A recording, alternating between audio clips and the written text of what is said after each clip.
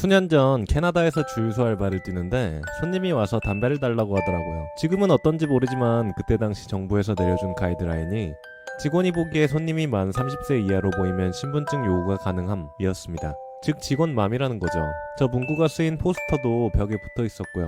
원하는 담배가 있는 걸 확인한 후 손님 얼굴을 보고 신분증을 요구했습니다. 보통 신분증 가지고 실랑이 하는 분들은 심해봐야 짜증, 투덜 정도인데 이분은 말 그대로 버럭 화를 내면서 소리를 지르더라고요. 옆에 매니저가 다른 손님 상대하고 있었는데 둘 다 깜짝 놀라서 아무 말도 못하고 그 손님만 쳐다봤습니다. 워낙 뜬금없이 버럭한 터라 약간 멍한 상태로 그 손님만 쳐다봤는데 한 15초가량 소리를 지르면서 감히 어떻게 신분증을 요구하냐는 투의 내용을 쏟아부었습니다. 그리고 그 손님이 말을 잠시 멈춘 사이 제 머리보다 입이 먼저 반응하더군요. 만약 내가 신분증 없이 팔다가 걸리면 내가 벌금이 200불, 우리 사장도 200불, 담배 판매 중지. 난 이 일자리를 잘리게 되는데 너한테 그만한 가치가 진짜 있다고 생각해서 화를 내는 거야? 제 입에서 나온 소리가 제 귀를 통해 뇌에 다다를 즈음에 생각했죠. 됐구나. 다행인 건 그 손님도 너무 어이가 없었던지 곧바로 신분증 제시하고 주머니에서 바로 돈 꺼내서 주고 가더라고요. 그 손님 가고 옆에 있던 손님도 가고 매니저랑 단둘이 남으니까 매니저가 조용히 저에게 나이스. 미국에서 산지 벌써 10년째. 그것도 샌프란시스코에 살다 보니 한국에서 출장 오는 친구들도 많고 샌프란시스코가 관광 명소로 소문나다 보니 관광 오는 친구들도 있고 혹은 겸사겸사 놀러오는 친구들, 친척 어른들 그들을 큰 분류로 나누자면 한국에 나갈 때마다 이제 다 결혼하고 자식도 있어서 모이기 힘들지만 어떻게든 바쁜 와중에도 술 한잔이라도 악착같이 하는 친구들도 있고 혹은 드문드문 소식만 가끔 듣는 친구도 있으며 아예 친하다고 말하기 힘든 부류도 있고 그래도 누가 온다고 할 때마다 최선을 다해 반겨주려고 노력하지만 그 중엔 정말 대책 없이 와서 온갖 민폐란 민폐는 다 끼치고 가는 부류도 있습니다. 3일 전에 바로 그런 류의 친구라기도 민망한 녀석이 한국에서 전화가 왔었습니다. 교회 친구였지만 서로 그다지 친하진 않았던 사이. 굳이 따지자면 핸드폰에 번호 저장은 돼 있지만 서로 연락은 한 번도 없었던 사이의 친구 정도랄까? 하여간 그 녀석이 나랑 친했던 교회 친구에게 전화번호를 물어 저한테 연락한 거였습니다. 9월 20일에 샌프란시스코에 온다고 재워줄 수 있냐고 합니다. 전 당연히 재워달라길래 혼자 오는 줄 알았는데 와이프랑 아기 둘까지. 그럼 호텔 잡는 게 편하지 않냐고 여자친구가 불편할 것 같다고 그러니까 그러지 말고 자기 집이면 좀 재워달랍니다. 그간 연락도 없었는데 덜컥 재워달란 소리라니 좀 비꼬려는 의도도 있었는데 제가 백수도 아니고 하물며 관광 가이드도 아니고 여관집 주인도 아닌데 어줍잖은 친구가 이렇게 말하니 저도 그냥 짜증이 나서 아무리 생각해봐도 내가 너한테 빚진 게 있는 것도 아니고 그렇게 친했던 것도 아닌데 내가 널 집에 재워주고 관광 가이드까지 해주는 건 아닌 것 같다. 샌프란시스코 놀러 온다니 잘 놀다 가라 하고 확 전화 끊었네요.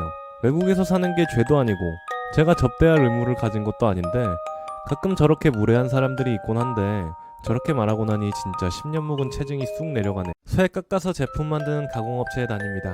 주 업무는 QC이지만 아시다시피 중소기업에 그딴 게 어딨습니까? 바쁘면 다 해야죠. 아무튼 더워 죽겠는데 중량이 좀 나가는 놈들 검사하느라 검사실 밖에 쭉 깔아놓고 땀을 삐질삐질 흘리며 검사를 마쳤죠. 한숨 돌리고 포장하려고 했는데 바로 납품 가야 한다고 부장님이 그래서 또다시 포장을 끝냈죠. 납품차에 상하차하고 보니 어떤 개념을 똥구멍으로 쳐드신 아름다운 분께서 출하장 입구 한가운데에 주차를 하고 가신 걸 발견했어요. 회사 근처에 상가가 있어서 가끔 그런 사람이 있지만 대부분 얘기하면 빼줬어요. 전화했죠. 납품 가야 하는데 트럭이 못 나가서 차 좀 빼주셔야겠다고. 저는 다혈질 성격 때문에 시비도 가끔 붙긴 하지만 애들 낳고서는 참을린자 새기며 살아가고 있죠. 그놈이 한 10분만 있다가요. 열받았죠. 다시 전화했어요. 아 지금 바로 납품 가야 해서요. 죄송한데 지금 좀... 아 어쩌라고. 그때 부장님 등장. 지금 가야 한다고 길길이 날뛰었죠. 자초지종을 설명했고 됐고 5분 후에 올 테니까 해결하라 하고 갑니다. 엄청 화났죠. 다시 전화했어요. 저기요 남의 사업장 앞에 이러시면 안 되죠. 아 그런 건 모르겠고 나중에 빼준다고. 아 지금 빼주시라고요. 바쁘니까 마음대로 해. 전화 끊어지는데 내 눈에 지게차가 들어왔죠. 그놈 차 준준형 승용차. 많이 나가야 1톤 남짓. 지게차 올라탔죠. 그놈 차 예쁘게 떠서 제품 렉에 모셔뒀죠. 무려 3시간 후에 출하장 쪽이 시끄러운 거예요. 어떤 고등학생 같은 대학생 두 놈이 와서 시발시발 하면서 소리 지르고 있더라고요. 전화 왔죠. 안 받고 그놈들 앞으로 갔어요. 그놈이 인상 팍 쓰면서 뭐라 하려고 하는 순간 야이씨 고등학생 냄새도 안 가신 새끼들이 어디 차를 끌고 와가지고 족같이 주차하고 댕겨. 어? 전화 받은 놈 누구야? 너 그따위로 전화 받는 거 누구한테 배웠어? 나는 못 내려주니까 너희 제주 거 가져가 봐. 두 놈이 머뭇머뭇하더니 그냥 갔어요. 1시간 있다가 어떤 아저씨랑 같이 와서 주차한 놈 아버지인데 한 번만 봐달라고 하시더라고요. 봐줄 생각 없었는데 그놈 싸다고 부어오른 거 보고 차 내려드렸죠. 아버지께서 5만원 미안하다며 찔러주셨어요. 동생이 2차선 도로에서 졸음운전으로 사고가 났어요. 동생은 사고가 처음이라 저한테 먼저 전화를 해서 제가 먼저 와서 보험사에 신고를 접수했죠. 어떻게 알고 레카들 우르르 오더니 동생한테 붙어서 어떻게든 걸어보려고 안간힘. 우물쭈물 동생이 대처를 어찌해야 할지 몰라 해서 제가 직접 이야기했어요. 보험사 불렀으니까 그냥 가세요. 이거 통행이 불편하니까 일단 옆에 주차장에 세우죠. 새벽 시간 골목 2차선 도로인데 차가 거의 안 다니는 곳인데 아니야 그냥 두세요. 원래 사고 나면 도로를 깨끗하게 비우는 게 최우선이에요. 아 됐다고요. 신고한 지 좀 됐으니까 올 거예요. 알겠어요. 그럼 차를 옆으로 좀 돌려줄게요. 진짜 싫다는데 왜 자꾸 그래요. 가시라고요. 우리 보험사 레카 오는 중이라니까. 좀 걸지. 갑자기 레카 한 명이 어딘가로 전화를 했어요. 10분 뒤쯤 경찰관과 시청에서 나온 사람이 도착하고 곧 이어서 레카 도착. 왜 경찰에게 신고를 했나 했더니 동생 차가 인도 쪽으로 차가 걸렸는데 앞에 전봇대가 있었어요. 근데 그 전봇대를 박은 건 아니고 앞범퍼가 파손돼서 전봇대를 박은 것처럼 보이게 사고가 난 건데 계속 고리 걸지 말라고 거부하니까 동생이 음주운전이나 시설물 훼손한 줄 알고 엿먹이고 차도 걸어보려는 수작이었죠. 물론 동생은 노음주. 그냥 졸았던 거예요. 제가 아는 공업사가 진짜 저렴하게 수리 잘해요. 거기로 가시죠. 제가 견인해드릴게요. 니네 앵무새야? 그냥 가라고 몇 번 말해. 니들 고리 걸면 돈 받는 거 다 알아. 그냥 제발 가라. 왜 반말이야 씨발놈아. 경찰관님 이거 들었죠? 모욕죄로 고소 가능해요? 그 모습 가만히 보더니 한숨 쉬더라고요. 야 가자. 라며 친구 같아 보이는 놈에게 말하니까 그 말을 자르면서 제가 가긴 어딜 가. 그래 가자 경찰서로. 대충 마무리 짓고 공공시설물 파손이나 음주운전이 아니라는 거 확인되고 보험사 레카랑 동생은 공업사로 레카 1과 경찰서로 가서 FM으로 제대로 인실조 처먹이고 싶었는데 설득을 잘해서 레카가 사과하는 걸로 마무리 지었어요. 죄송합니다. 아니 나이도 나랑 비슷한 것 같은데 왜 그러고 살아. 기술학교라도 다녀요. 왜 사람 등쳐먹고 살려 그래. 할 말 없는지 입 다물고 있어서 등쳐먹지 말고 다른 일 진지하게 생각해보세요. 수고하시고. 물론 모든 사설 레카분들이 그런 건 아니겠죠. 일부 전응아를 이야기한 겁니다. 오해 없으시길.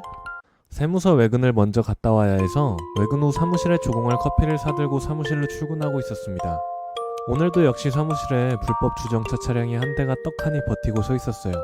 차량도 SUV 차량과 사무실 근처 PC방에서 대로변에 설치한 풍선 기둥 사이로 지나갈 자신이 없었어요. 저는 지나갈 수 없음을 확인 후 주변을 둘러본 이후 정차 및 비상등을 켜두고 차에서 내렸어요. 그리고 불법 정차되어 있는 SUV의 연락처에 전화를 하려고 보니 바로 옆집에서 어느 아주머니가 어머 이거 내 차인데 왜 그래요 총각? 대충 봐도 꽃집 사모님과 친분이 있는 듯하여 마실 나오신 듯해요. 끓어오르는 화를 참고 저 아주머니 정말 죄송한데 초보 운전이라 골목 지나가기가 힘드네요. 번거로우시겠지만 차량 좀 이동 부탁드리겠습니다. 어머 미안해요. 차 빼줄게요. 근데 총각이 차를 좀 뒤로 빼줘야겠어. 대로변인데다가 누가 제 뒤를 봐주고 계신 것도 아닌데 제가 초보 운전이라 힘드네요. 아니 차를 그냥 뒤로 빼라고 총각. 참고로 저는 초면에 반말하는 걸 병적으로 싫어합니다.